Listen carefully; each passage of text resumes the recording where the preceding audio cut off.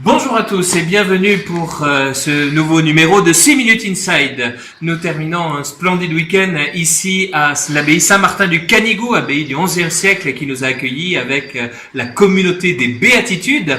Et d'ailleurs, sans plus attendre, nous retrouvons notre envoyée spéciale Alice avec sœur Cécile Pascal qui va nous présenter un petit peu la communauté ainsi que son parcours et tout l'accueil qu'ils font ici. Action. Sœur Cécile Pascal, bonjour. Bonjour. Vous êtes dans la communauté des béatitudes du Canigou. Oui. Est-ce que vous pourriez vous présenter brièvement et présenter ensuite la communauté à nos chers amis à Albi? Alors, je m'appelle Sœur Cécile Pascal, c'est mon nom de profession. J'ai 36 ans et ça fait à peu près 14 ans que je suis à la communauté des béatitudes, mais ça fait seulement 2 ans et demi que je suis à Saint-Martin. D'accord. Et en termes d'objectifs pour la communauté? Alors, notre mission ici spécifiquement, c'est d'accueillir les touristes, d'accueillir les personnes qui viennent faire des retraites et puis d'entretenir aussi ce cadre magnifique. Et personnellement, moi, dans mes ministères, mon travail quotidien, eh bien, je m'occupe à la fois du magasin, de faire des visites guidées et aussi d'être chantre, c'est-à-dire d'animer la liturgie et d'animer les danses d'Israël.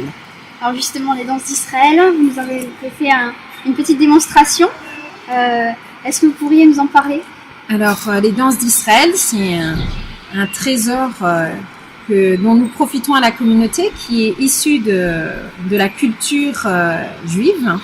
Et pour nous, c'est un temps où à la fois on est ensemble, on vit un temps fraternel, à la fois on danse sous le regard de Dieu, et à la fois, on est unis à tous nos frères juifs de par le monde, avec qui on partage une foi un peu commune, même s'il y a quelques différences.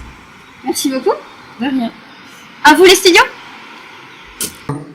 Merci Alice pour cette interview et cette rencontre avec sœur Cécile Pascal, qui vient de nous parler des danses d'Israël. D'ailleurs, j'entends quelque chose. Suivez-moi. Je crois qu'il y a là quelques danses d'Israël qui s'apprêtent. Allons voir ce qui se passe. Je change et on y va tout de suite.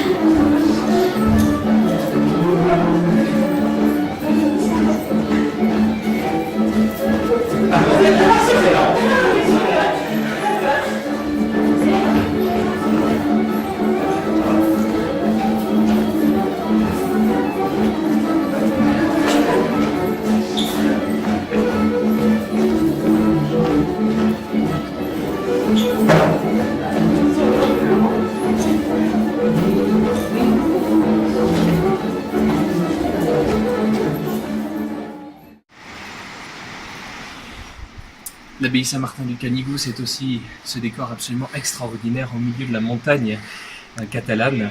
C'est pourquoi nous allons finir ce week-end par une belle balade à la Tour de Goa. Nous y sommes avec sœur Isabelle qui va nous donner, eh bien, en quelques mots, son témoignage ici.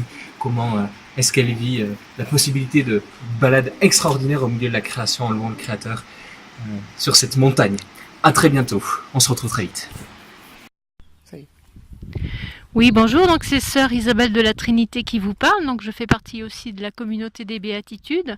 Donc dans un premier temps, je vous présente la tour de Goa, qui est une tour sémaphore, une des nombreuses tours d'une chaîne qui va de la mer Méditerranée jusqu'en Haute-Cerdagne.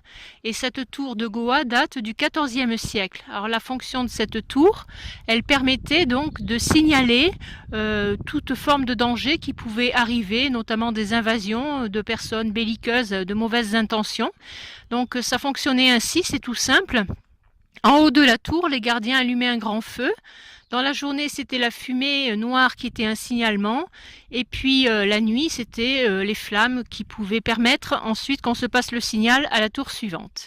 Donc cette tour est dans un cadre exceptionnel en montagne, située à 1400 mètres d'altitude. Elle est entourée donc d'une chaîne magnifique que j'aime particulièrement explorer en randonnée. Je suis quelqu'un qui apprécie de vivre aussi ma vie spirituelle en profitant des beautés de la création de Dieu, ce qui me permet de lui rendre hommage. Merci notre Créateur pour tout ce que tu as fait comme environnement, dans lequel nous pouvons te louer, dans lequel nous pouvons te prier. Et j'aime beaucoup avoir de longues marches silencieuses pour être dans un cœur à cœur avec Jésus, prier le chapelet, m'arrêter à un sommet pour méditer quelques versets bibliques, ensuite rester quelques instants dans le silence à contempler cet environnement, puis reprendre la randonnée. Il m'arrive parfois de faire des marches de 9 heures, mais je peux faire beaucoup plus court aussi.